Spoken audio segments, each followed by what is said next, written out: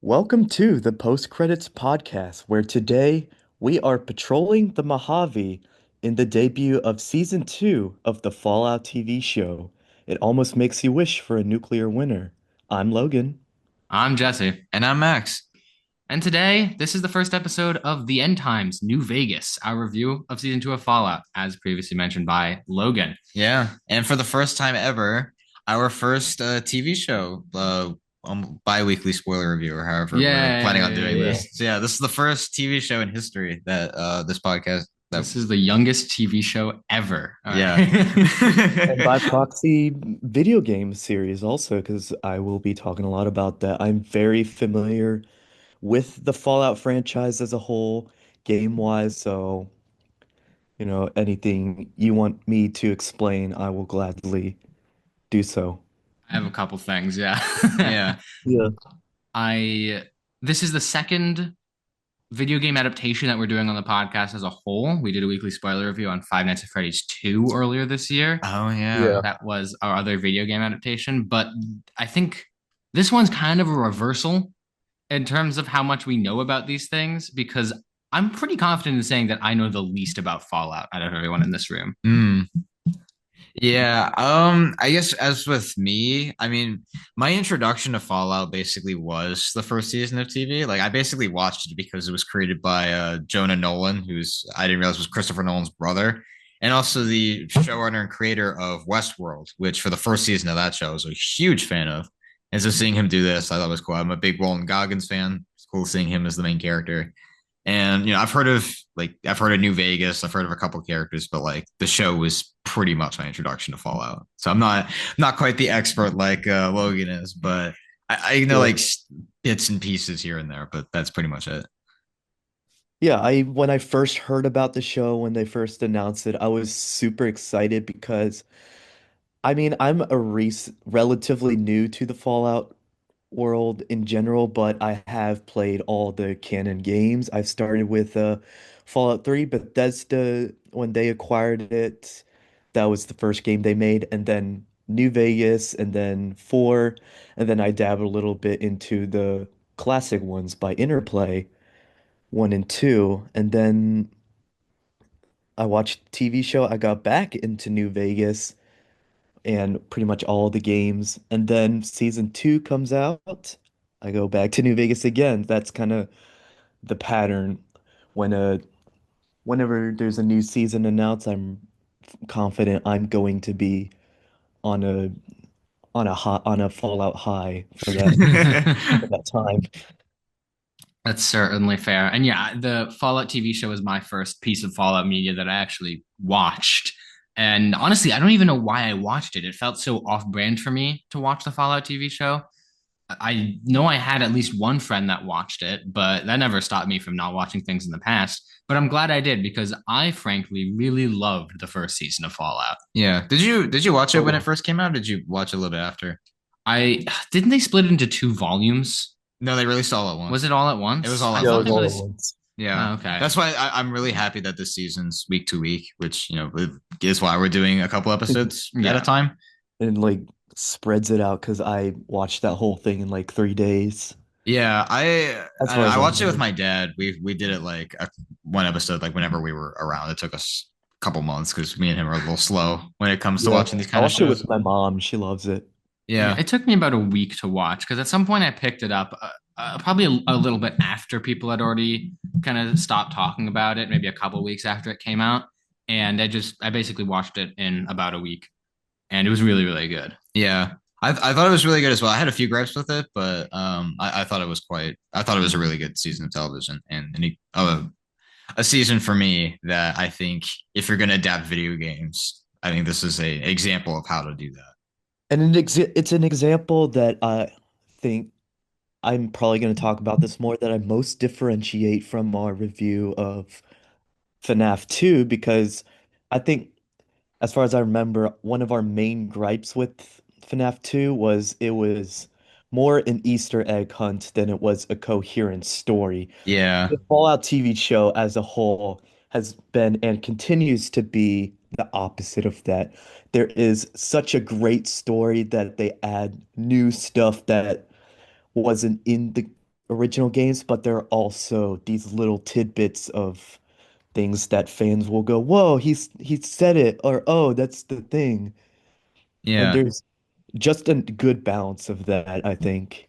Yeah, I agree. I think that's what the first season I think did really well is that inherently it's not really adapting a specific game. It's like a story set in the world of the game. So at the same time, it's like you're Yeah. exploring this world along with them, but it keeps the characters, the references, the story, like it keeps all of that there.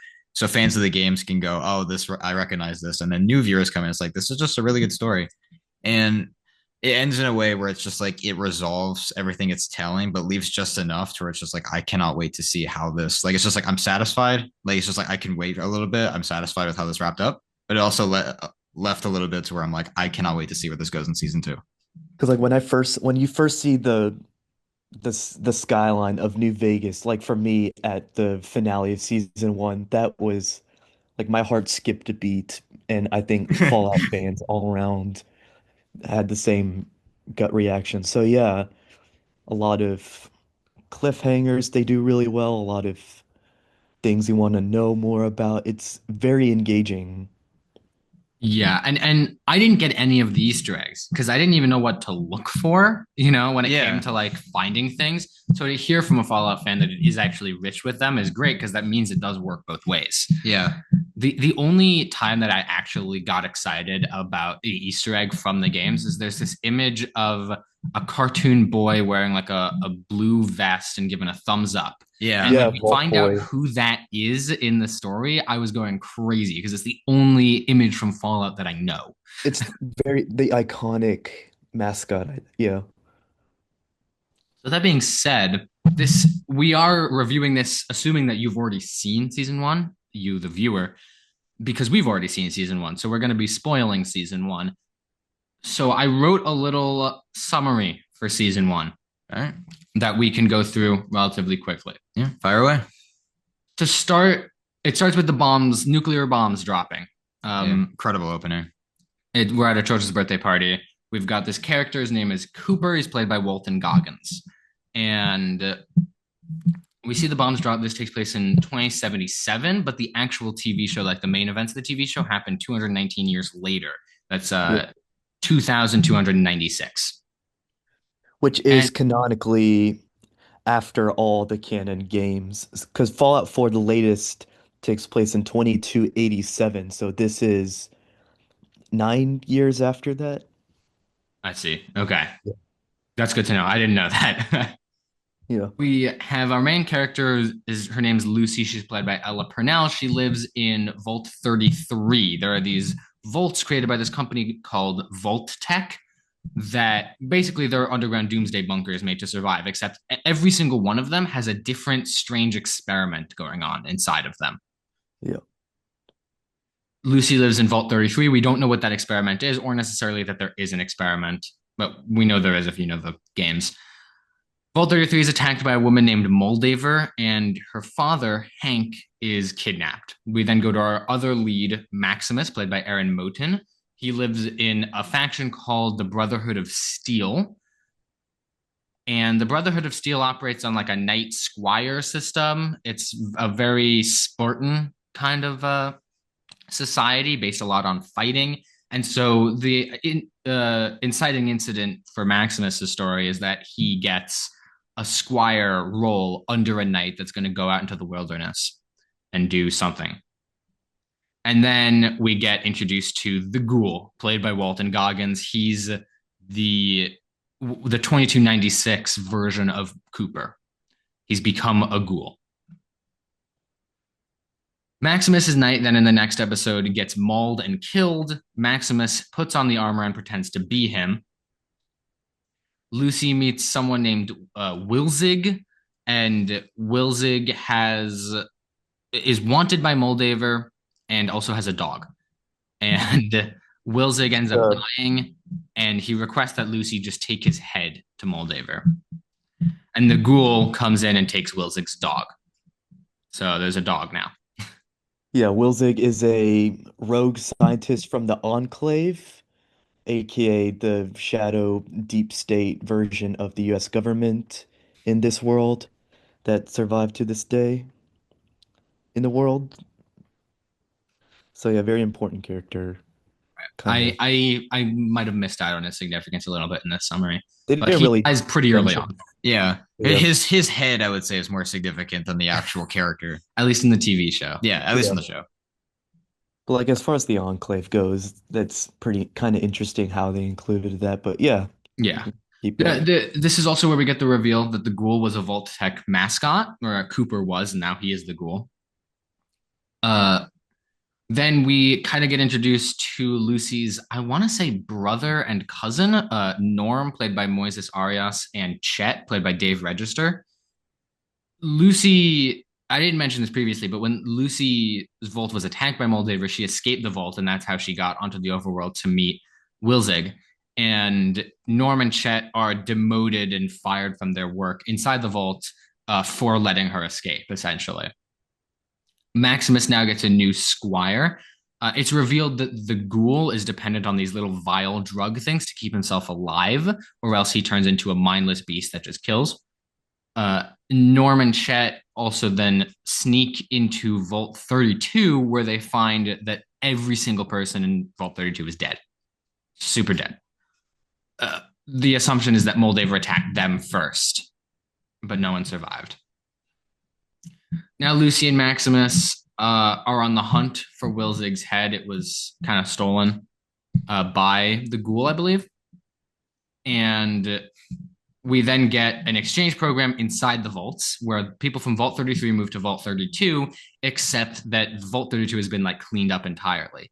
And Norm then uses this opportunity to hack into the vault leader. Her name is Betty, to hack into her computer. And he finds out that every single leader that Vault 33 has ever had comes from Vault 31. So now he wants to go to Vault 31. Overseer. Oh, yeah, go ahead.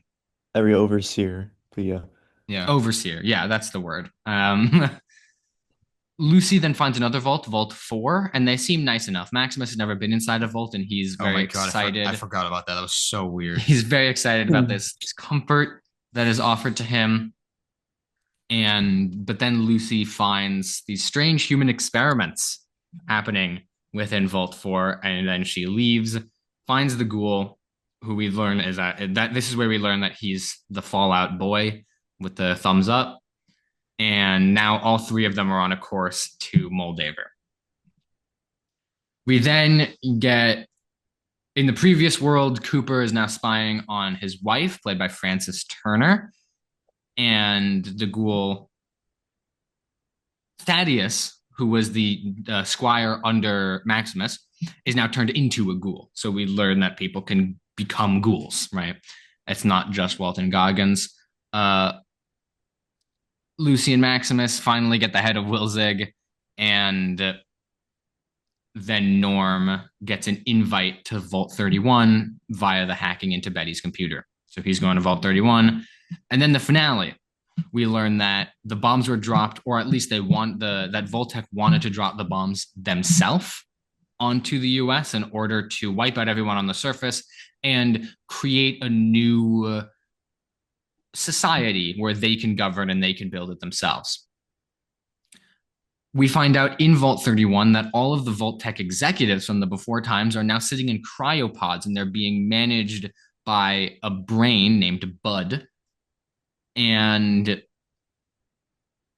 we've also learned that Lucy's mother escaped the vault and went to Shady Sands, which is a town, a relatively large city right near where Moldaver is, actually.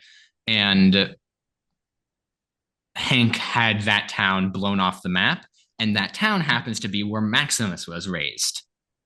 It all kind of comes together. So So the Lucy for Brotherhood. a short time.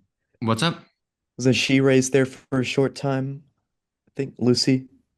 Potentially. I think yeah, because there were flashbacks that she was there with Yeah, Yeah. Rose and So Shady Sands is relatively important because it is a post-war town, a relatively civilized post-war town that isn't. A lot of the factions are kind of cartoony in this latter world. We've got like the very militaristic and macho Brotherhood versus the very like absurdly sanitized vaults. Hmm. But the Shady Sands appears to just kind of have been a regular town that I think was it was thriving post-war. is operated by the New California Republic, which did play sort of a big role. That's the faction Moldaver was part of. Right. The New California Republic is fun because they're Yeah. they have the California flag, but with a three-headed With the bear. two-headed, Yeah, I didn't yeah. notice that at first, and then I went back. I was like, oh, that bear has that bear has three Bears, heads on it. too many heads. And they do play a big role in New Vegas, the game. So I'm excited to see where they're gonna Ooh, play a role because Oh, I, interesting. in my opinion, I'm gonna talk about this a lot more, but Brotherhood of Steel, least favorite in terms of narrative structure. I Agreed. don't want yeah, them to be there. They're just in too many things. They're just overused. New the NCR and Legion, as we're gonna talk about soon. Excited for. But yeah, yeah. That was one of my biggest gripes with the first season. It's just like the character of Maximus and that whole side is just like he's fine, but it's just like as much as like Lucy and the Ghoul are so much more interesting. Like Maximus is just yeah, by far the least interesting of the three. He And really is. and it's just like the yeah. stuff about the Brotherhood. I'm just like, I do not care about this at all. Like, I don't But they care. I'm have not the saying Maximus is a power. bad character, but it's just like every time they go to the Brotherhood stuff, it's just like I just don't find that so interesting. And as much backstory as they give to Ghoul and Walton Goggins does such a great job. And you have the stuff with Lucy and her dad and her brother and how great Ella Purnell is. Also, her accent. If you hear how she talks in real life, it's Like insane how good of British. an accent she does. And it's just like whenever we get to Maximus, it's just like I'm not invested in the stuff about the Brotherhood. It's just Yeah. I don't care. It's a I Todd totally Howard agree. thing. He Yeah. loves putting the Brotherhood in all sorts of Fallout media he gets his hand. I say he gets his hands on. He's the He's the executive. guy. He is the guy. Yeah, But no, I yeah, just this that continues into this season as well. They're trying to build political intrigue with the Brotherhood, but it's not just boring, it's like generic. Yeah, because at the end of yeah, the season, it's at the end of the first season, it's Maximus is given like the Brotherhood when he doesn't want it. Because his Right. goal from the beginning of the season is that he wants uh He wants freedom of freedom, some sort. freedom of Yeah. yeah. some sort, and they give him like They give him knighthood. So they give him now knighthood. That's what I meant. he's kind of back to square one, just more powerful within the system that he Right. still hates. The Brotherhood massacres Moldaver's little village, and Maximus takes credit for Moldaver's death, which is how he gets that knighthood. And then Lucy and the Ghoul decide to stick together as they try to track down her father. Yeah, and as Lucy learns, everything her father told her and the life that she lived was essentially a lie. Yeah. And the Ghoul when he was Cooper was somebody he knew, Hank, Yeah. back Yeah. 200 years before. There's a great line too when the Ghoul shows up, shoots Hank in the face, and goes, "Oh, you want another autograph, young Henry?" And he gives the line "Feo fuerte formal," which he used to say in an old film that he used to do. Mm, And it's just yeah. like, Yeah. Yeah, Cooper's an actor. yeah, That's Cooper's an his, actor. I think that's an Hollywood important thing to know. guy. Yeah, also important. I didn't mention this, but Hank is played by Kyle MacLachlan. yeah, of I think Twin Peaks fame, or worked with David Lynch a bunch. So if you know him from that, at least I haven't seen that stuff, but that's where I recognize his name from. Right. All right, season Yeah. two, Shall we Let's jump go right into into it. season two? All right. So episode one. season two opens on protests. I got a lot of these plot details from the Fallout fandom wiki, just full disclosure where I'm getting this stuff. And it has like proper nouns for a lot of things that like you're kind of people that do Fallout know. So these people are beating up this robot, right? Which is Yeah, Yeah. apparently a protest against a guy named Robert House Yeah. and his corporation using robots instead of workers, like instead of employees. I didn't know that when I watched it. I only found that out afterwards. That's important to note that that's not said in the show, but that's just background knowledge. yeah, I didn't know that until just now. I right.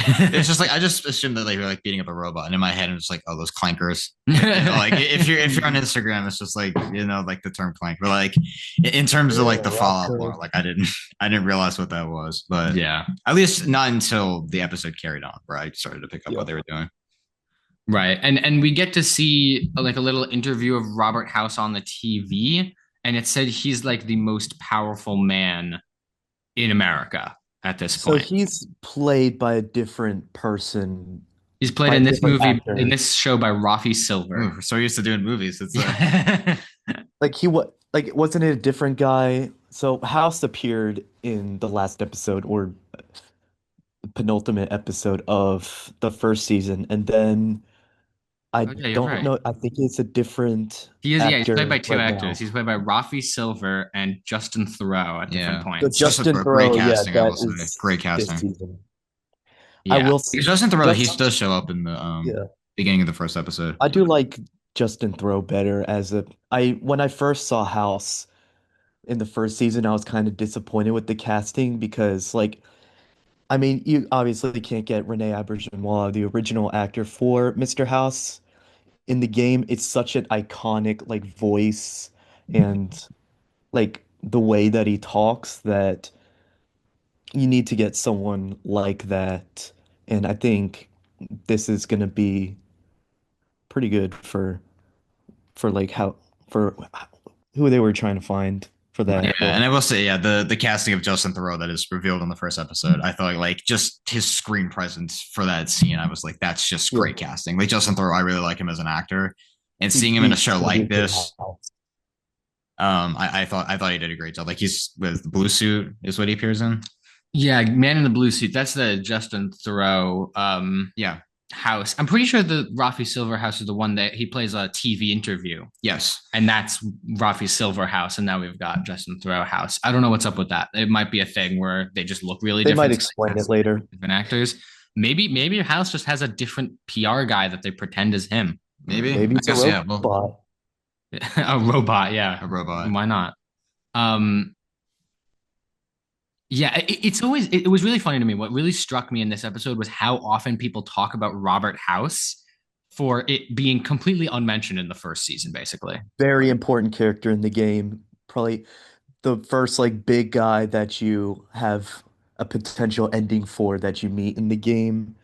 So I'll talk about this later. I speculate that Mr. House wins, and that's going to be the canonical ending that they set Mm. in this show. So yeah, All right. I'm not sure what Yeah. that means for the greater lore of Fallout, but Yeah. I I'm not guess. I sure. guess we'll I'll find out. try to explain it once we get to Right.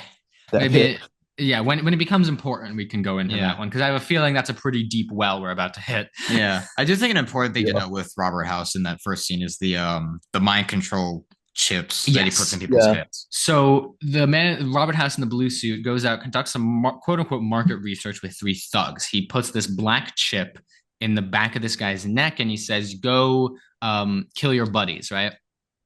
So he goes and he kills his buddies with a baseball bat. And he's like inhumanly strong and inhumanly accurate. His friend is running away and he perfectly angles the bat to hit him in the back of the head and knock him out. And like he clearly couldn't have done that previously. He was super drunk. Bro used vets. Yeah. um, and then Robert House turns up this like dial that supposedly controls something on the back of the neck, and his head explodes. The guy Yeah. who's wearing the chip. Quite literally cranked that up to 11. At least that was my reaction when I was watching that. Yeah, and then Great opening. Both seasons of the show just had great openings. I do much like the Yeah, first it's season's fun. opening. I don't think will be beaten. I think that's a great where you have Cooper at the The kids' crazy party. and yeah, Where he's like, back when I was in the Marines, they told us the thumb thing where it's just like if it's smaller than your thumb, don't worry about it. If it's bigger than your thumb, run for the hills. And yeah. that's when the bombs go off. And that's when the bombs go off, and we see his daughter putting her thumb up against the glass, looking out onto the Yeah, is it your thumb or is it mine? your thumb or yeah, mine? Yeah, yeah. Oh, such a good. incredible. Yeah, and then this season you get the introduction of Robert House and Justin Theroux. Man, Yeah, he's such a great actor, love and Mr. House. I just think like setting him up as like presumably the antagonist of this season. I'm like that's quite the impression to leave. Right. Like, introduction to those like a key point of the mind control chips, and then also like you have the character himself and what he's doing. My God, Logan just chugging that Diet Coke. It's Cheerwine. Cheerwine. Oh, I was about to say they were drinking like Diet Coke or something. It's Nuka For the Cola. viewers, I know you can't see this, but as I was talking, I just saw Logan chugging a bottle of Cheerwine. Well, it was great. He picked it up when it was half empty, and I was like, "Oh, he's taking a sip," and then he just kept going. It's like that one friend is like, "Hey, can I have a sip?" And then it's just Plus like two gone. It's reds, completely It's gone. like when your dad asks for a bite. plus 3 HP, 5 seconds. Anyway, as you were saying, do you Yeah. remember what you were saying? Oh yeah, I think I was talking about I almost said Roadhouse. Wow. It's not different. That's a different form of media. Robert House. Yeah. Wicked I game. just feel like I love when TV shows do that. It's just like you have to open with something interesting to hook the audience. And I feel like Mhm. with the character of like Robert House, you just like you really have somebody where you introduce the antagonist, his plan, and then you immediately jump into what we'll get into the rest of this episode, where it's just like you're really laying the groundwork for what you're doing with season two. And I thought that did a great job. Yeah, and generally, I think the first episodes have done really, really great at that. Is that Nuka Cola? Is that the Fallout Coca Cola? Yeah, that's my bottle of Nuka-Cola that Nice. nobody can see, but He has a bottle of Nuka Cola. We should put a picture of it in post. yeah, Yeah, yeah. I'll try to picture it. Um, Yeah. so yeah, we then go back to 2296, and we see the ghoul is about to be hanged Yeah. for by this group of people for something that he did in the past. And By the great cons, and they are in the first real location that you find in New Vegas, the game, Novak. Novak. Or Hey, the first, Novak. That's right. yeah, not the first location you see, but like the first location we see in the show that they introduce. And a really interesting detail that I learned that I noticed for Fallout fa New Vegas fans in the time between the game and 2296, the the little the giant dinosaur statue that Lucy's in, it's turned 180 degrees to face the motel. That's that's not how it is in the game. It's turned the other way. Yeah, Oh, some inaccuracy. it is interesting. I was on the Fallout wiki writing my notes, and apparently that is that dinosaur is a thing in universe. It's like it's a character. It has a name and everything. Just kind of Yeah. I didn't know that, but I also didn't know that it's facing the wrong way. That's funny. Yeah, I didn't know that either Mhm. until now. But yeah, the Lucy's in the mouth of that dinosaur, and the plan is you can tell she's gonna shoot the ghoul down, and then the ghoul's gonna kill everybody there. Fairly typical ghoul plan. But Lucy instead goes out and calls everyone's attention to her and says, "Hey, could you not do this? I don't want to have to shoot all of you." And then they say, "Whoever kills her gets to eat the dog." And then eventually they hang the ghoul, but his neck doesn't break. Um, and then I guess she just shoots him down and he starts killing people. Yeah. But we see Lucy's shots, and Lucy's shots never like are kill shots. They're always She shoots them in the ass. yeah. That's a what line she that says. the ghoul makes a line later. It's just like you're gonna keep doing what you're doing, gonna be shooting people in the ass, and it's just Yeah, like leaving me to shoot them in the face. Yeah, she has two perception. She put all her points in charisma and yeah. I will intelligence. say, Logan, I know you're a big Fallout fan, but like when Big Iron that song played as the ghoul was taking people out, did you Yes, notice that? Because that was the one yes, piece I that I was got in this hooting and episode. hollering at that when that Yeah. started. Because it's another example of just like really appealing to video game fans as well as like general public. Because I'm Yeah. watching that, I'm like, this is a well crafted action sequence, and then like fans of the games are like the song choice was The like, Big yeah, Iron like starts that's playing. from the It's the game. iconic song.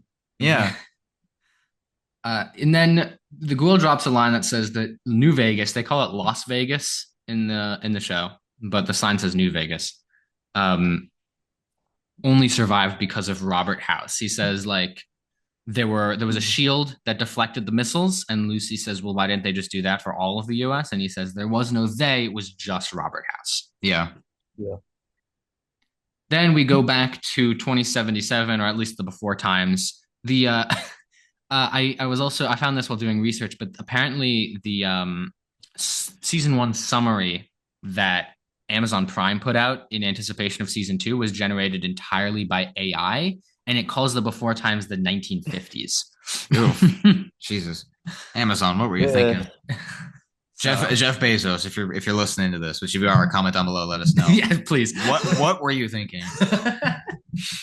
I'm on the podcast. Because like it's retro 50s, like that's Mhm. like this It's- aesthetic. It's but retro not set in the futurism. actual That's the 50s. aesthetic. retro That's futurism. how that's Retrofuturism, how excuse me. people from the 1950s would have imagined the world of 2076 Yeah, yeah, yeah. Right. to be accurate. Bethesda doesn't really understand that. They just think it's the 1950s thrown into the future, but that's pretty much how it's supposed to be. Yeah. It is a really That's neat just aesthetic. That is a great way to put it, I will say. Yeah.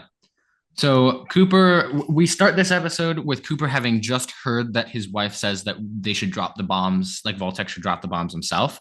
And he's so distressed. He runs home and then he throws his daughter in the car and he says, "We're going to Bakersfield." But he gets stuck in this suburban town of this like really off-puttingly perfect suburban town as well, like just yeah. very, very Hooverville advertisement kind of It's situation. very it's I very said Whoville for a reminiscent second. I was of like, that would have been a very different.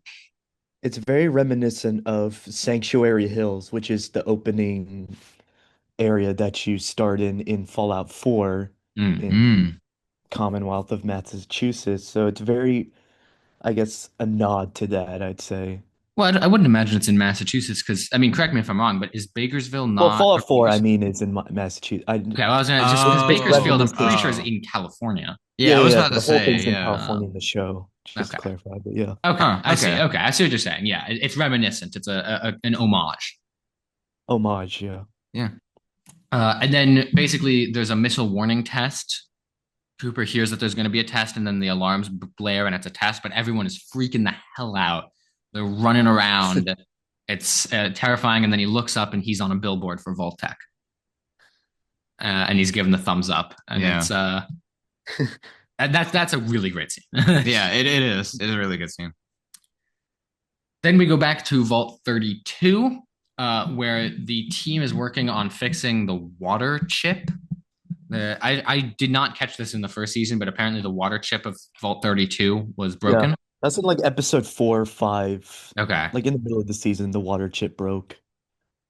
Which And apparently, funnily enough, is the whole mission of the first Fallout game, like the oh, water really? chip for Vault 17 break. So that whole subplot is, I guess, an homage to that as well.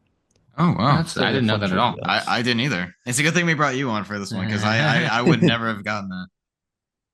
Yeah, so we see Betty, the overseer of Vault 33, now the overseer of Vault 32. She's played by Leslie Uggams. Yeah, from a Deadpool fame.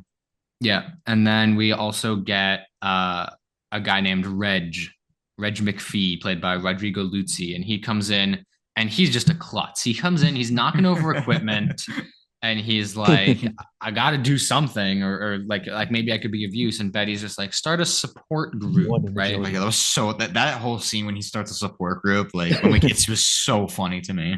And then he's like, "Okay, but there needs to be a snack budget." And then Betty's really annoyed with him. It doesn't seem that important, but I feel like it has to be. It's just a very, very Yeah. strange scene that they put in there.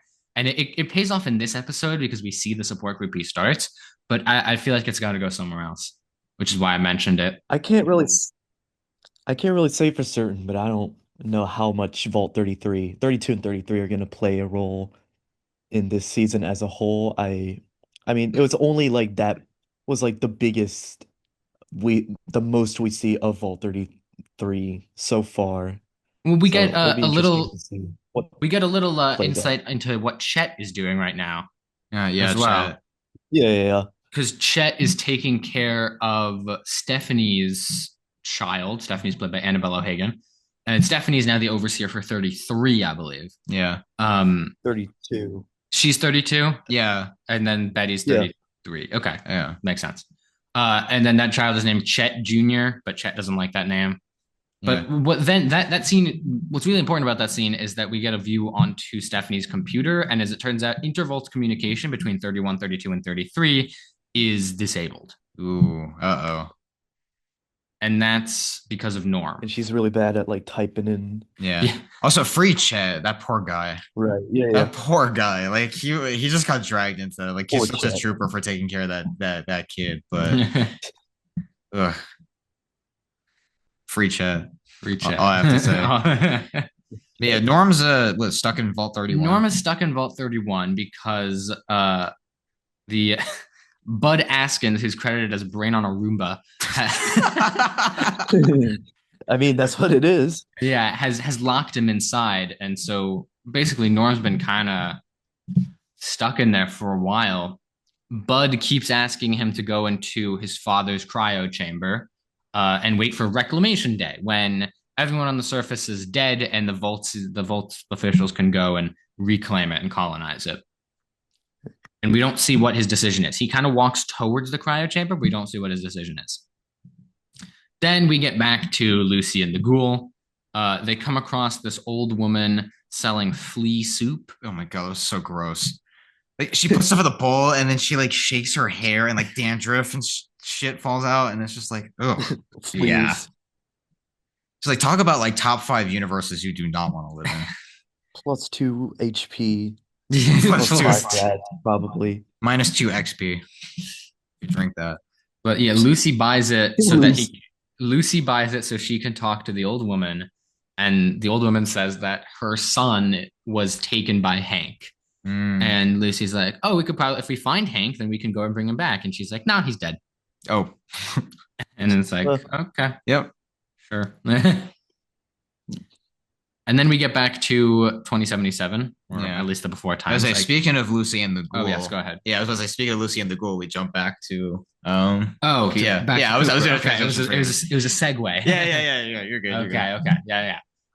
So Cooper's wife, she has a name that I have not been saying this whole time. Yeah, I feel bad I kind of forgot her name, but like The Vault Tech Uh, lady. I don't know. Vault-Tech lady. Vault Tech lady. No, because she's in a lot of the seasons. Mrs. She has a Cooper. name. No, wait, no, that's his first name. Mrs. Cooper. I was like Mrs. Cooper. Mrs. Cooper Howard. Yes, Mrs. Cooper Mrs. Howard. No, Howard. her name's Barb Howard. Barb. Barb. She's I yeah, remember that for Barb. the next one.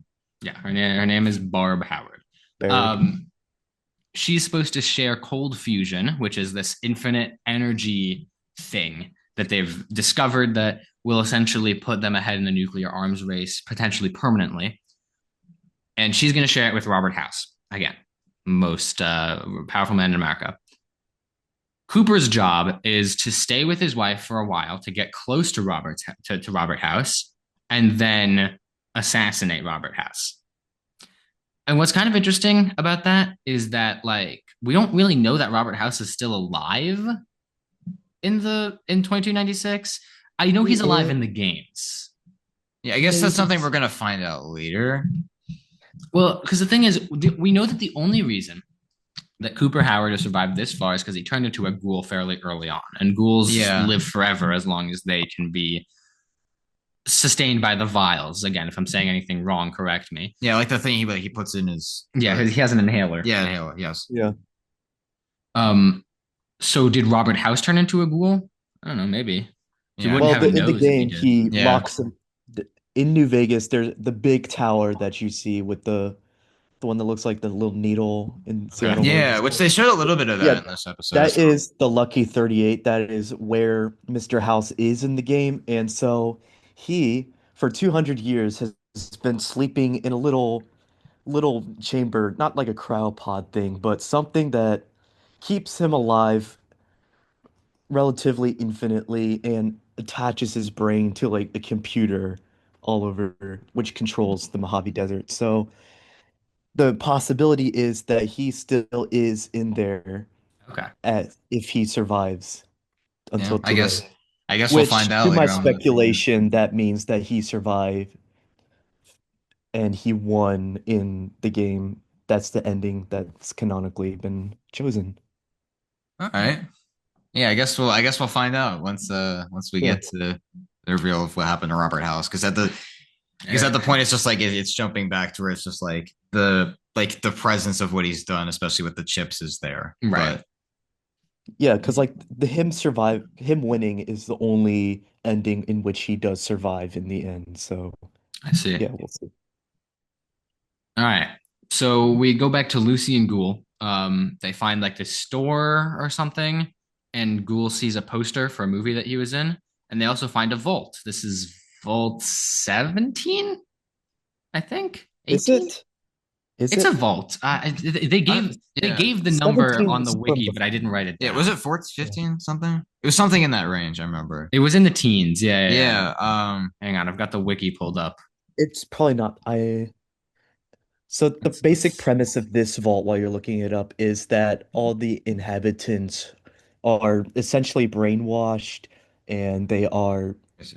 being fed communist propaganda and they turn into communists and later It is Yeah. Vault self-harm because they 24. die. Oh my God, for real. 24. Because as far as I know, all the vaults they've introduced are have never been seen before. Yeah, because Right. that's what we also find out in So the episode far. too. Is Lucy and the ghoul are walking around. They find out that that vault was essentially turning people into communists. Yeah. Yeah, apparently the vaults get really like strange in terms of their experiments. I don't know anything about this, but I read about a vault in which everybody's a clone of a guy named Gary. I don't know who that Oh yeah. oh Yeah, that's a thing, I guess.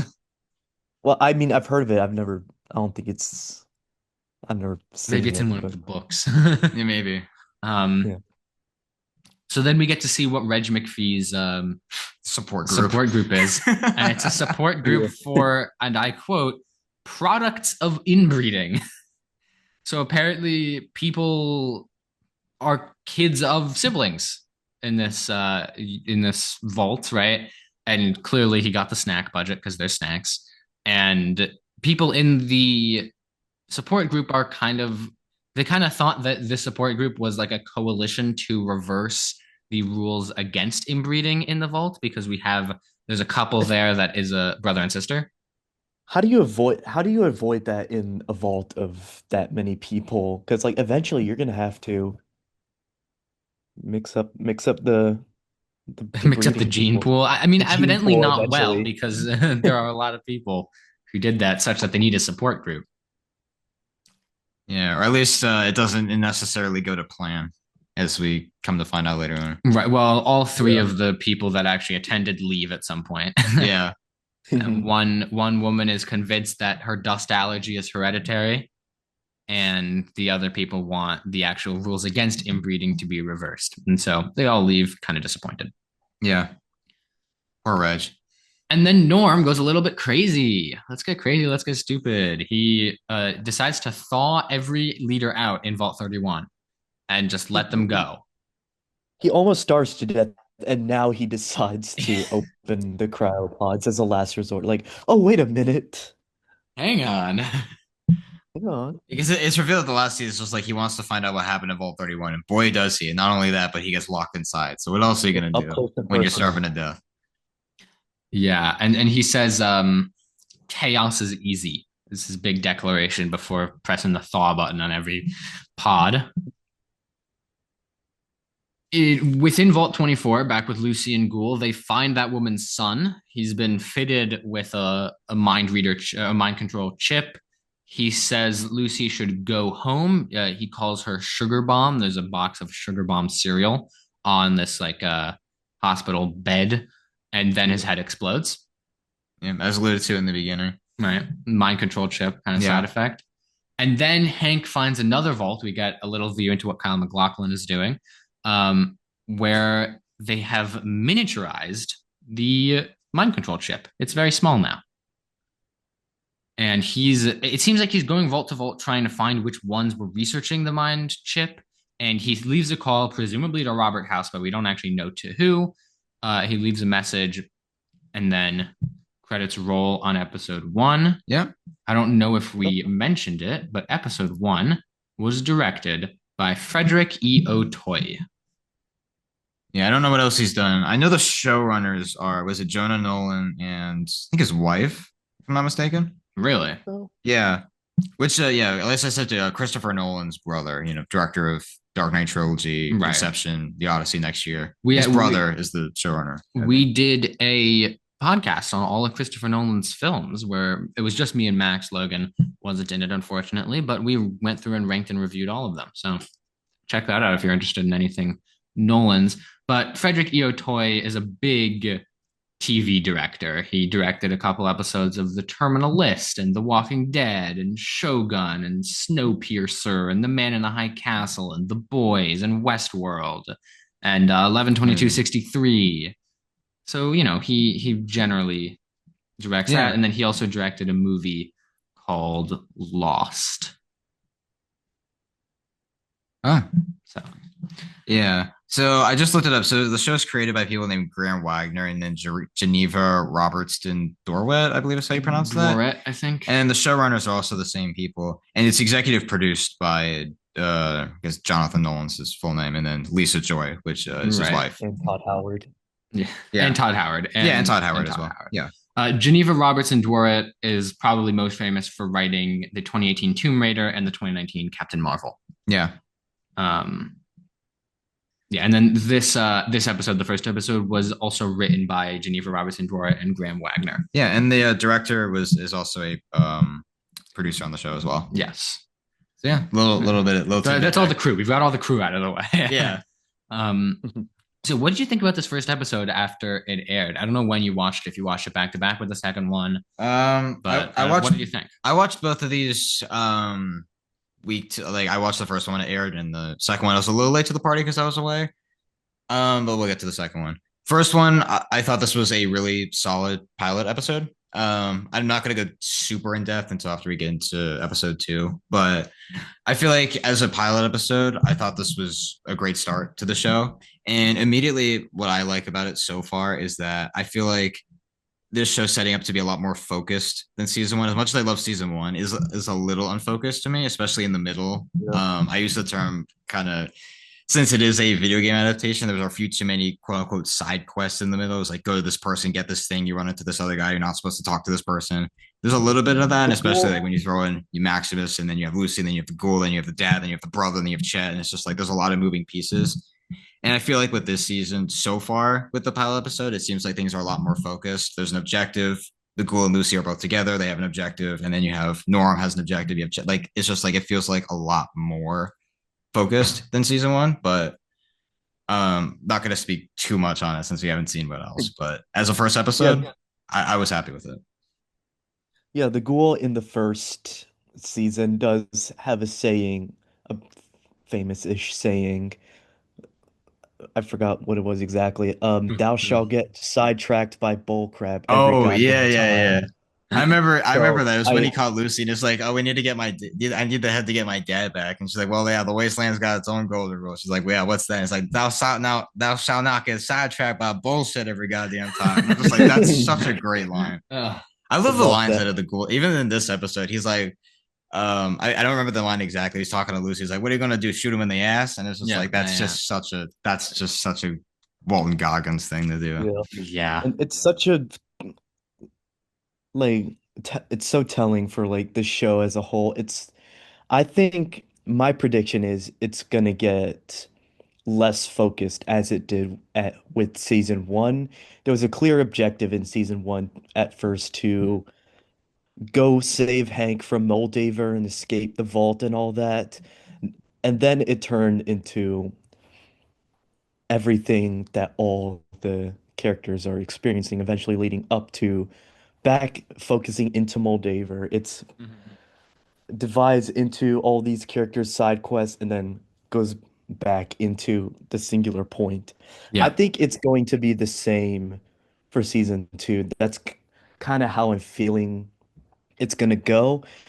I agree that it is more focused on episode one, season two, but season two, there were a lot more plot points to follow that I noticed that I could count out. There was Lucy separating from the ghoul. There was Maximus and his shenanigans. There was Yeah, the well, Maximus vault, isn't in this one, all which the I found different kind of vaults. There was yeah, all these different like plot points that they're gonna hopefully bring together soon. There's also Hank and whatever he's doing with the mind control devices, which I will say I do like that as a plot narrative. It's new to like it's like mechanic wise, I guess it's the best word for lack of a better word. Mhm.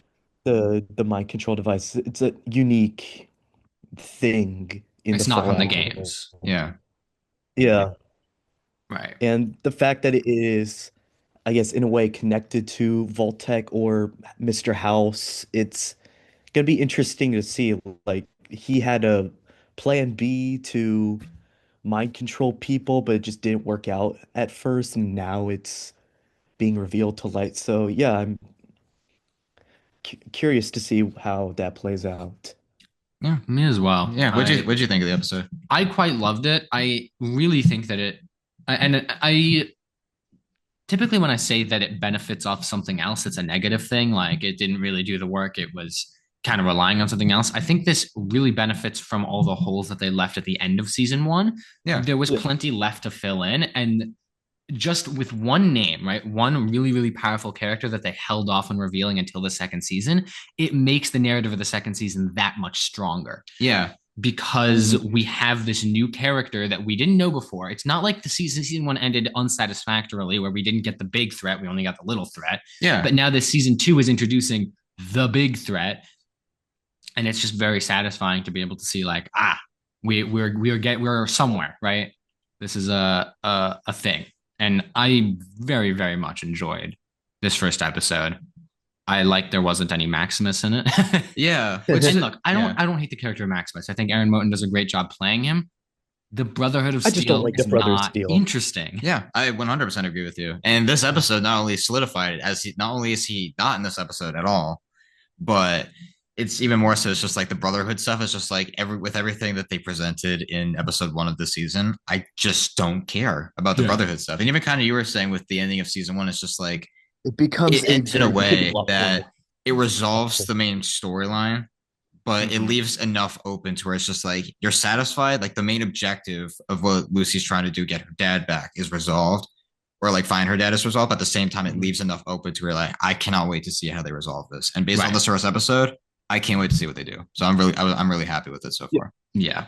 Yeah. And I think my only reservation is the Vault storyline that they're doing. Vault 31 is really interesting. 32 and 33, I'm a little worried about. I don't know where they're gonna go with that. I They think might that's retcon what they it. decided to show. That's how they're progressing into the second season is with a products of the inbreeding support group.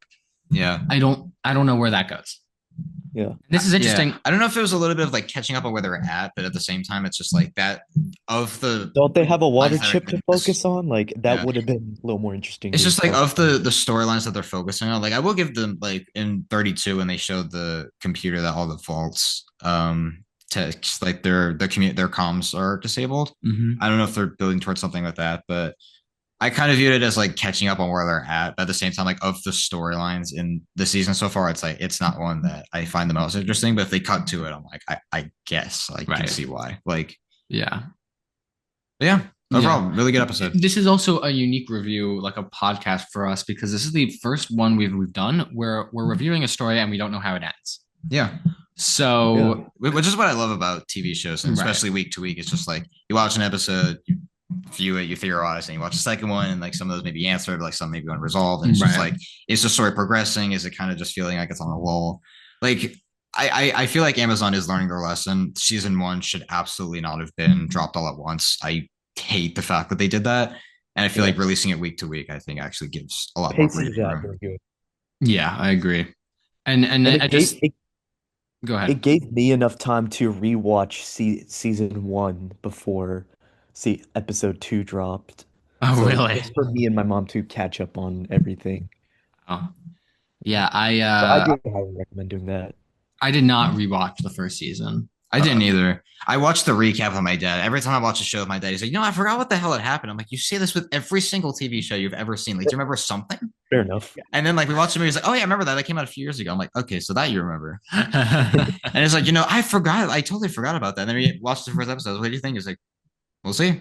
I was like, okay. Yeah, but all I'm saying is that there might be a little bit of apprehension towards some of the plot points that are introduced in these earlier ones that might turn into something better in the later ones. Yeah. Mhm. So we'll see. Yeah. But I did like this first one. Shall we move into the second one? Absolutely. Let's do it. Let's do it. All right. Hot take. The cold open for this episode is better than the cold open for the first episode. We start in Shady Sands. We get young Right. Maximus and his family. Young Maximus is played by Amir Carr.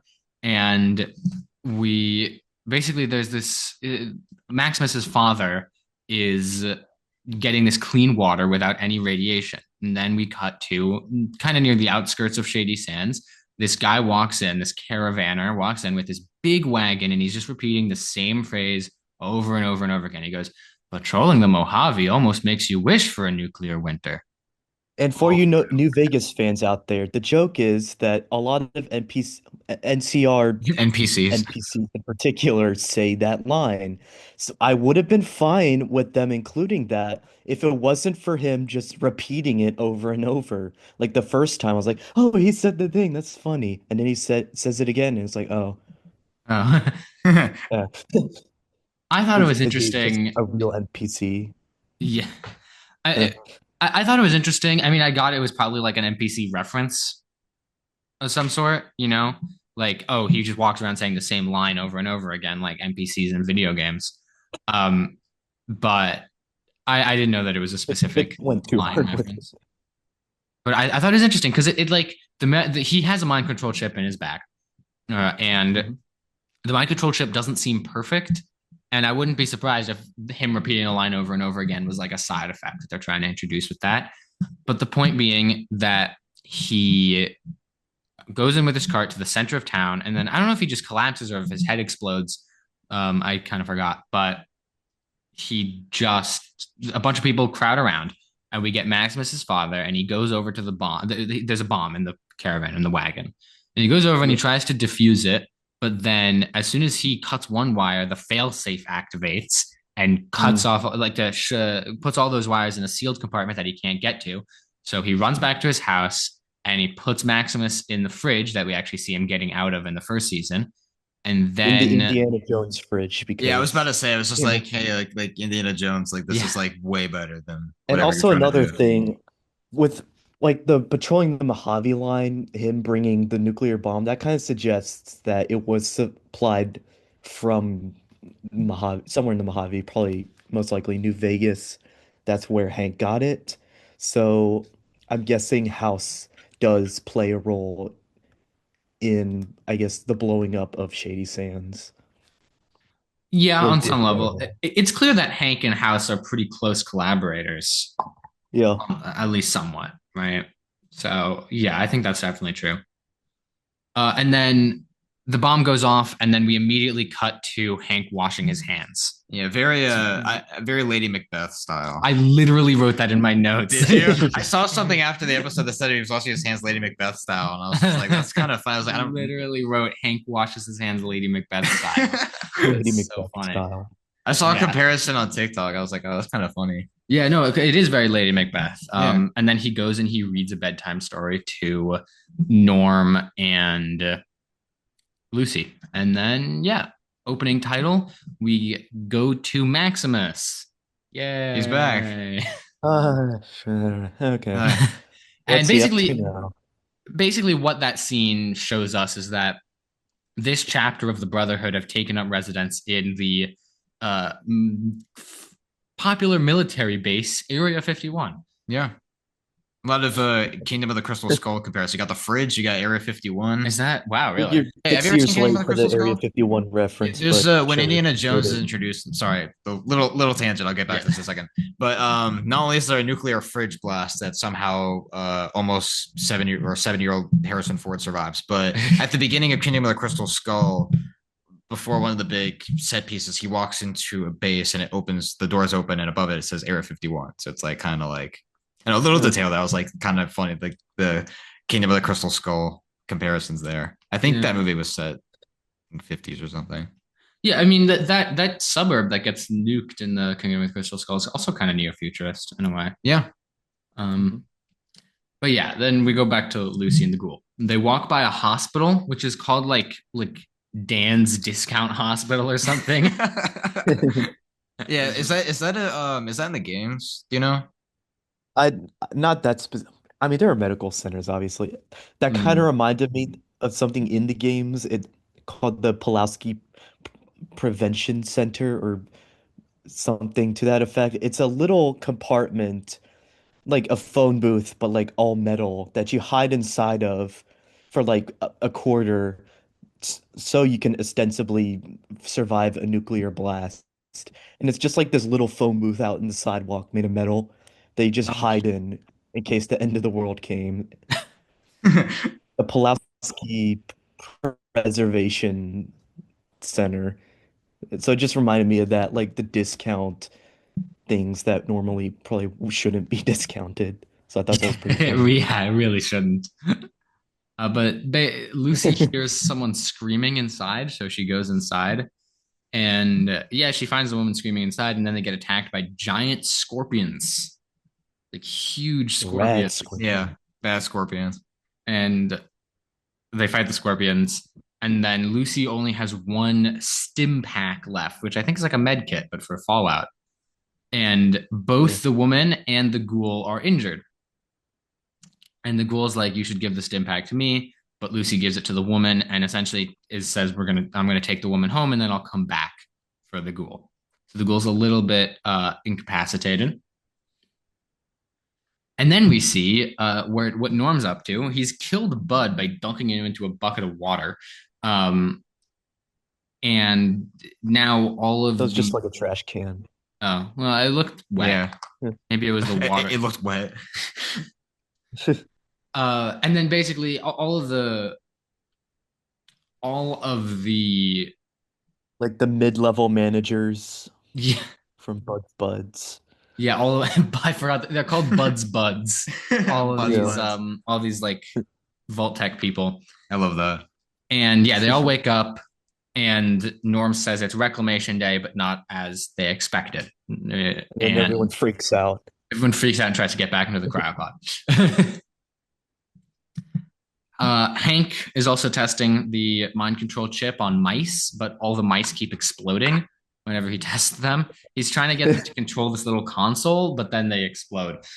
My mom did not like that part, like just all the mice being blown up. She's like, Ugh, a lot of mice. Yeah, my dad and I, whenever we watched that stuff, it's just like most of that were very straight faced, except for an episode of The Boys, which if you've seen The Boys in the beginning of season 3, you know what I'm talking about. But yeah, when that happened, I was kind of like, ooh, but like I didn't really say much. I just kind of like watched it with not much expression. But I do like the fact that Hank, as a response to the mice exploding, he goes in, grabs another one, and does the exact same yeah, I know. thing I to was like, you it. did it once. Why are you doing it again? The definition of insanity is doing Yeah, the same Exactly what I was thing over thinking. and over again and expecting a different result. yeah, Yeah. Um, yeah, then we cut back to the Brotherhood, and there's this yay. really this crazy scene, right? They find this big fridge and they drag it into the center of Area 51 and they crack it open and there's mist. And as it turns There's an out, the alien. inside there's a frozen alien body. And then they take That the is body canonical, and they by the throw it way. to the side and they say, "Oh my God, a working ice box." I You're love just left that like, joke. what? The alien is a real thing in one of the Fallout 3 DLCs, Mothership Zeta, so they are canonical. So Oh, okay. don't freak out, guys. This isn't a Oh, because I just watched it and I was just like, huh? yeah. It's like, what? There are real aliens, I guess, Yeah. in this Yeah. place. So this guy, right, this elder of this chapter, and this is where the political intrigue of the Brotherhood starts that I just had so much trouble following. This is the least interesting part, but it's also the most like dense with information and And it hierarchy. just Yeah. makes the least sense to me because Yeah, the after stuff of all the this Brotherhood, time, I'm just yeah. why is the Brotherhood like this big to begin with? Also, Hmm. why are they all in contact from coast to coast? And also, are there no why is there no one in like the Midwest? It's just West Coast, and then as we later find out, one guy from the Commonwealth, which is in Massachusetts. Right. Yeah, so it's this guy. His name is Quintus. He's played by Michael Christopher, and he is going to hold a council of elders without the elder from the Commonwealth, which is apparently an act of civil war. So that's fun. Lovely. Yeah. But basically, his idea is he's going to use cold fusion to create the infinite energy that the world before never got a chance to use because they were blown up by bombs. So this is a thing that I had a gripe with that I guess now I'm gonna say the Brotherhood throughout this whole series has never had a clear goal, and this really is to me a Bethesda-wide issue. The Brotherhood has never been what it says it is. Like initially, the whole point of the Brotherhood of Steel is to possess, capture, and preserve pre-war technology. That was the whole point of it, and that was, I guess, what they set out to be, what they explained them to be in early in season one. And then, as you know, as always, as apparently always goes, they turn out they just become like the policemen or rulers of whatever wasteland they're in, and they just turn into like the guys with power armor. You know what I'm saying? Yeah. And now with this cold fusion thing, they're doing whatever they want with that. So I don't the Brotherhood does not have a clear goal is what I'm trying to say. And Yeah. they if it were up to me, I would just make them very like just a small subsect, like no other chapter exists, and they were all blown up. That would be my head canon. That would be my satisfying head canon. And they go back to fishing pre-war technology as they really are supposed to. Yeah. Yeah. It's just the whole Brotherhood subplot is just not one that I just find very interesting. And this episode and the last, with them not being in it, just kind of affirmed that. The one thing I will say though, at the end of the first season, when Maximus is like he goes on this journey and through meeting Lucy, he's given the knighthood, which he's wanted his whole life when he doesn't want it. And in a sense, it's just like all he wants to do is be with Lucy, but he's given something that is in a sense makes him, I guess, like powerful, respected, but it's at a point when he doesn't want it. So I'm wondering if in this season they're going to show him like break off from that and try to go and find Lucy or something like that. That's Yeah. more interesting to me than anything the Brotherhood's trying to do because it's Another, yeah. Go ahead. sorry, No, you're good. finish You're your good. thing. Yeah. I mean, I was basically done. Another gripe I have. Here's my last thing with the Brotherhood of Steel because I want to move on from this.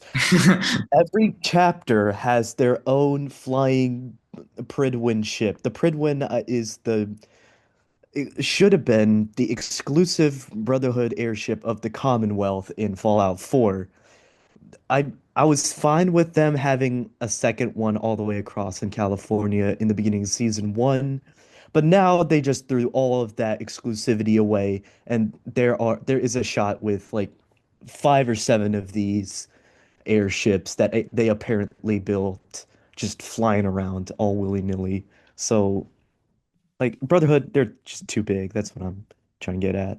Yeah. Yeah. No, I agree with you.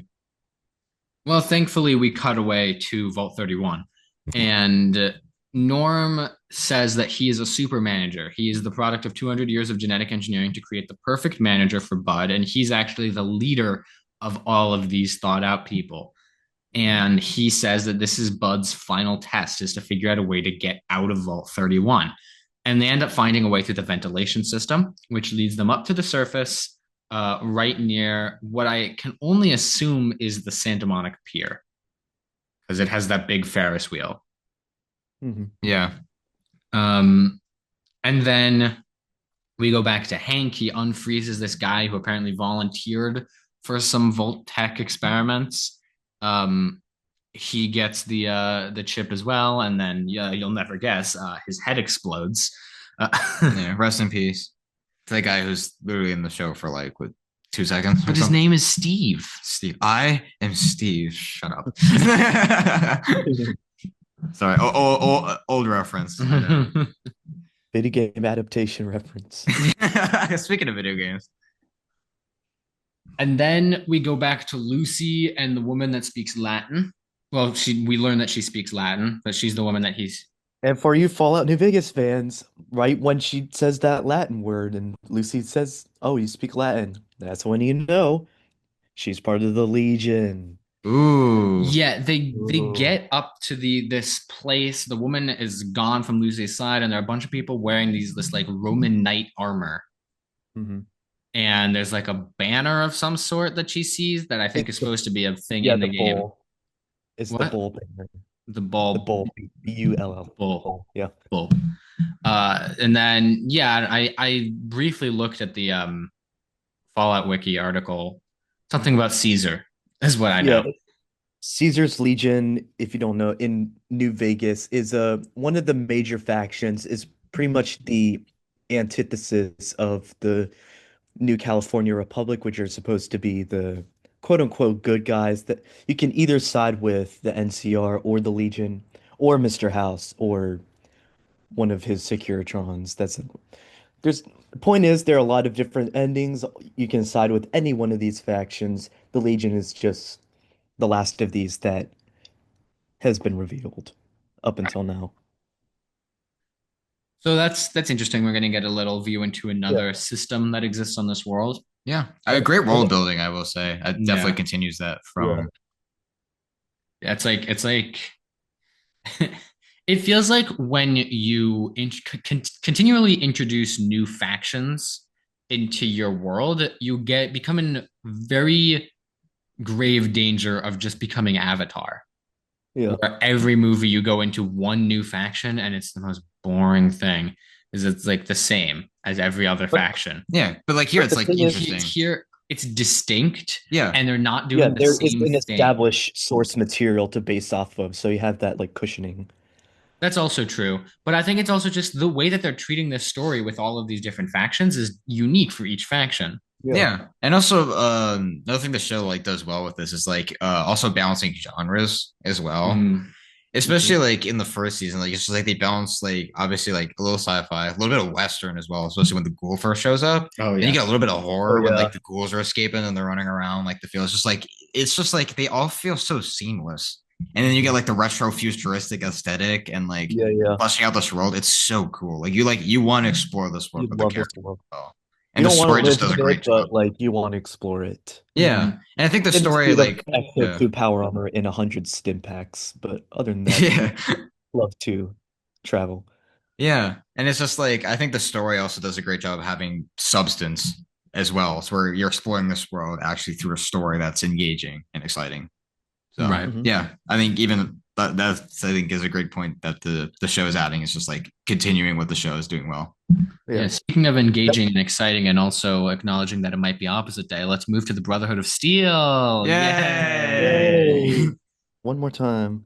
So Maximus is watching this gladiatorial combat between a couple of knights, which he is not enthralled by. He's challenged by another person in that same gladiatorial combat, and he kills the other guy despite the other guy not playing fair. Mm, And then we get a plane, like a space, not a space plane, but just like a regular plane that lands. And out steps Paladin Xander The Harkness Brotherhood. of the Commonwealth, yeah. played by Think Kumail Yeah. Nanjiani. yeah, the Yeah. incredible Kumail Nanjiani. I'm a huge fan of his. Love Kumail Nanjiani. Yeah, I didn't So know. that I had no idea who's in the show. I did not know who was in the show. I know Macaulay Culkin shows up at some point. Yeah, I saw an But interview with him that says he shows up. I don't know who he's not saying who he's playing, I don't think, but I know he's showing that'll up. be interesting to Exciting. see. maybe And he'll but play like House. maybe. But yeah, So When Kumail Nanjiani stepped off the ship, I was like, oh my god, that's the guy. And my dad was like, who? And I was like, that's Kumail Nanjiani. And he was like, oh. I was just like, it's exciting. I had legitimately no idea. I knew Justin Theroux was playing some version of Robert House, and I had like that was just such a surprise for me. I had no idea he was in the show. Great seeing him as Yeah. always. Yeah, and then he says something like, "You're discussing civil war without the Commonwealth," and then cut to credits. mm. Yeah, that's So yeah, episode two. like on the Commonwealth, that suggests to me, well, it's a kind of explicit. The Commonwealth survived in Fallout 4. So it's same idea with like canonically establishing like who survives in the end of each game. Fallout 4 is the same idea as New Vegas, except like written out a lot worse, in my opinion. Yeah, You can Mhm. side with the Brotherhood, you can side with the Railroad, the Institute. If you play Fallout 4, you know who I'm talking about. So there are a couple different endings for the Commonwealth, well, the Brotherhood chapter surviving. So as much as it pains me, well, it does pain me to say it. The Brotherhood is coast to coast. They are big and they are going to have a very big storyline in this season, which I'm not excited for. yeah. At least there's something, but it's Yeah, just not as it's just not as engaging. But I believe yeah, that's the end of episode two, isn't it? Sure yeah. is. Yeah. So what do we all think? I thought it was just fine. Yeah. I Yeah. didn't particularly care for this episode. Yeah. It felt like a second episode to me. Like it was like, okay, like putting some things in place for her to Establishing fall. I was like, stuff. sure, A not little bad. bit.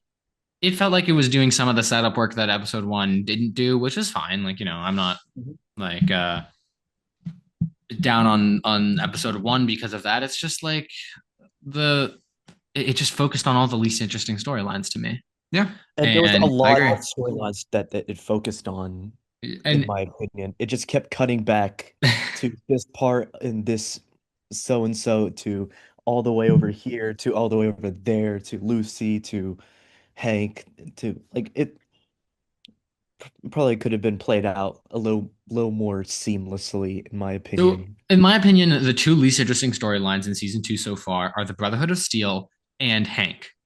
Yeah. Really? I think that what Yeah. okay, Hank's just walking around in a vault going, I gotta explode the heads of these mice. And Yeah. I and then guess. they took my favorite storyline, Lucy and the Ghoul, and they took my favorite character out of that storyline for the episode. And then Yeah. yeah, they set Yeah. something up, and I'm excited to see where that goes, but it doesn't make the actual part that I watched any more interesting. Okay. Yeah. That's fair. Yeah. Yeah. I would agree with you there, actually. I will say I am excited for what will come about as a result of the Hank storyline. Mhm. Probably how we get introduced to post-war House, Mr. House. But like as far as it's going right now, I think it just feels like an introduction to me. Yeah. Yeah. But I've I I've thought it was never fine. It wasn't like Yeah. terrible. I didn't think it worried me for the season yet. But if they keep doing more episodes like this, which most TV shows I've seen tend to not do that, but like if they keep just doing Just this, yeah. I Yeah. would get a little bit nervous. But I just hope they don't go down the season. Like as much as I love season one, I just hope they don't go down the side quest route Yeah. where it's just like it feels like go to this person, talk to this, go to here, talk to this person. Where I hope it's a little bit more focused this time around. This episode was a little bit of I some things in place, but yeah, all over the place. not as good as episode one, but so far not worrying me yet. And it was also Yeah. weird the storylines that they focused on, like Robert House is so much less of a part of this episode than he was the first one.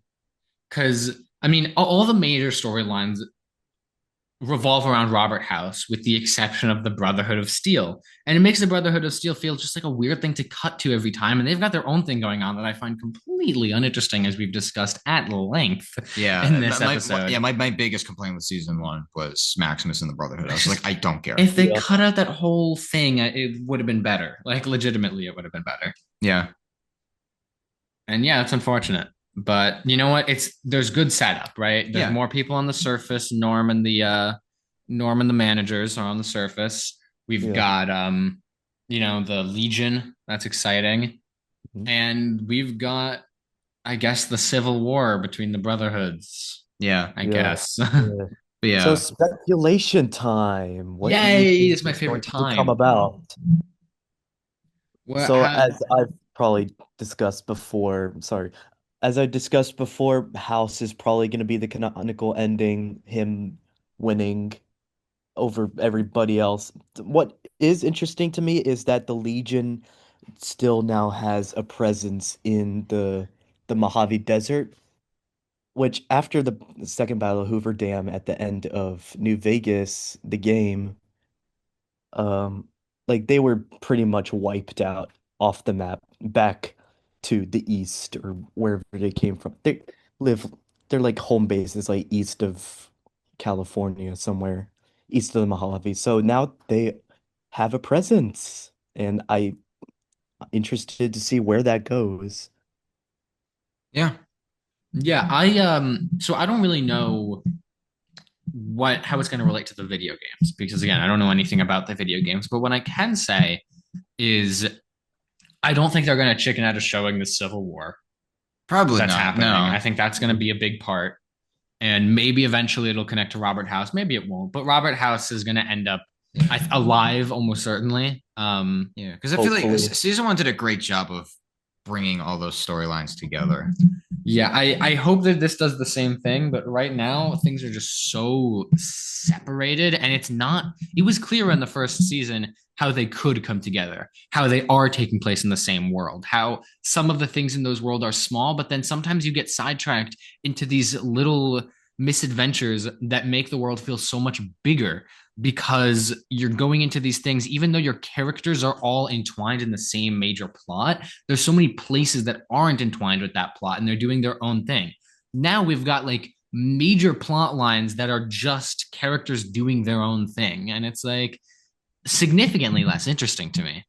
Yeah, because I had the same fear with the first season. Maybe it's because it was all at once, but binging through it all the way, I didn't have that skepticism. But like, when you watch it week to week, it's like you watch an episode like this, and it's just like, you're just like, oh, okay, like it's not really going too much. But I'm not worried for the season yet. If they keep if 3, 4, 5, and presumably 6, if they're still like this, I'm gonna be like, okay, I'm worried for how this wraps up. I don't know. Season 1 really impressed me with how it wrapped up. Same crew doing this one, and I feel like, seeing Walton Goggins in interviews saying that he was really happy with how the season turned out as a whole, especially in the later half. I was like, and then I think he even said he liked season 2 more than season 1. So I do have hope for it. But I think comparing the 2 episodes that we have so far, I think solid start. Episode 1, great pilot. Episode 2 was just kind of like, okay, right. I'm still along for the ride, but I would hope nothing too much. Nothing that impressed me too much. I would hope like in a perfect world, like each episode is dedicated to their own plot point, like one of the instead of just like switching around. I think that would make the show feel a lot more grounded and easier to follow if one episode was just get all the Civil War stuff with the Brotherhood over with. The next is just whatever Lucy and the Ghoul are doing Mm-hmm. and so on and so forth. That would probably make a lot more sense to me, but Yeah.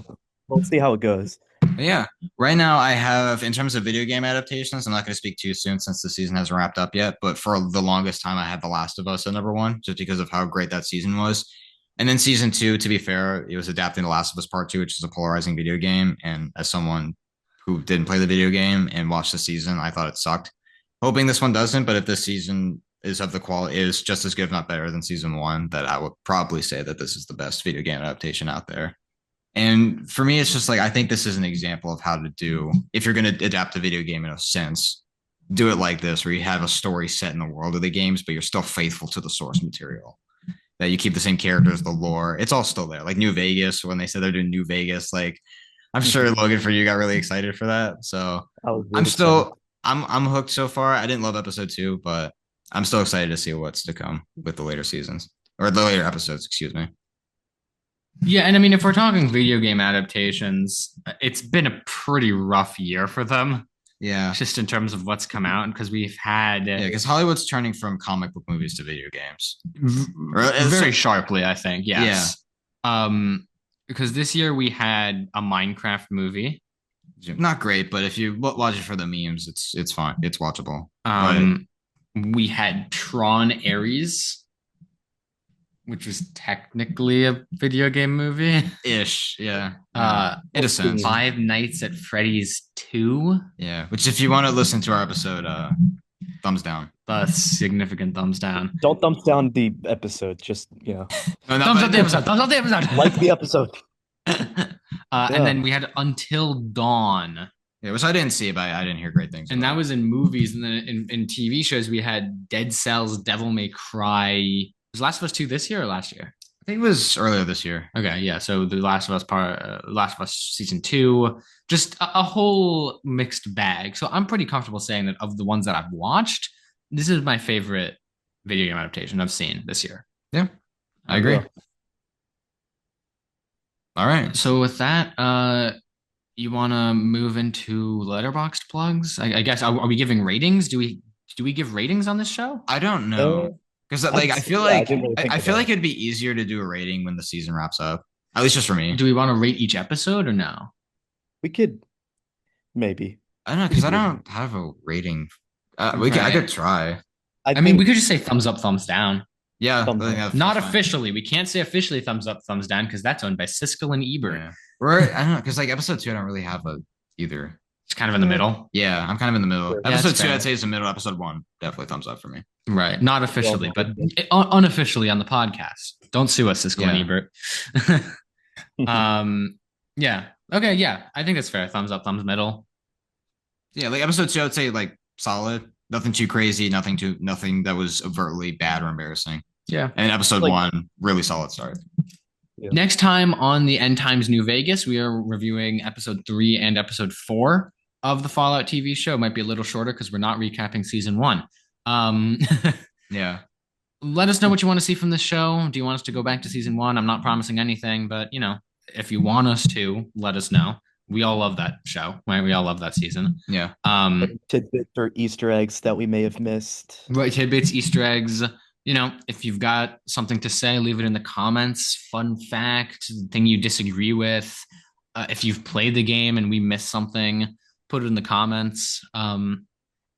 Yeah, I guess with that, let's move into to Letterboxd plugs, right? Yeah. Oh, I'm Threnv on Letterboxd. That's THRNV. I don't have reviews of Fallout up on Letterboxd because that's an app for movies. Yeah, you can also do Silly. TV shows, but like when But only limited series. When they Yeah. get a second season, they get taken off. Oh yeah, that's true. So I don't have a review up for Fallout because I can't have a review up for Fallout, but I have reviews for movies. I watched Enemy, the Denis Villeneuve movie about spiders. So if you're interested in seeing what I have to say about that, I was pretty proud of that review. Check it out. Yeah. However, if you want to see what I have to say about TV shows, I have an account on an app called Serialized. That's SERIALIZD. I'm Threnv there too, THRNV. I have brief one-line reviews about the first 2 episodes of Fallout up there. All right, nice. My letterbox is MJ Spiegel, all lowercase. I just realized I never actually spelled it out. I don't know if people have been struggling to find my letterbox without spelling. So MJSPIEGEL is how you spell that. On January, like beginning of January, I will post a ranking for every single new movie that I've seen in 2025, as well as other reviews that I will be doing in 2026. So be on the lookout for that. I have been working on my ranking since January, ever since the first movie I saw. So yeah, please check that out whenever it does. And yeah, that's pretty much it. yeah, Yeah, and on and, Letterboxd, Oh yeah, find sorry. me. Sorry. Yeah, you can find me on Invaded Films, INVADD Films.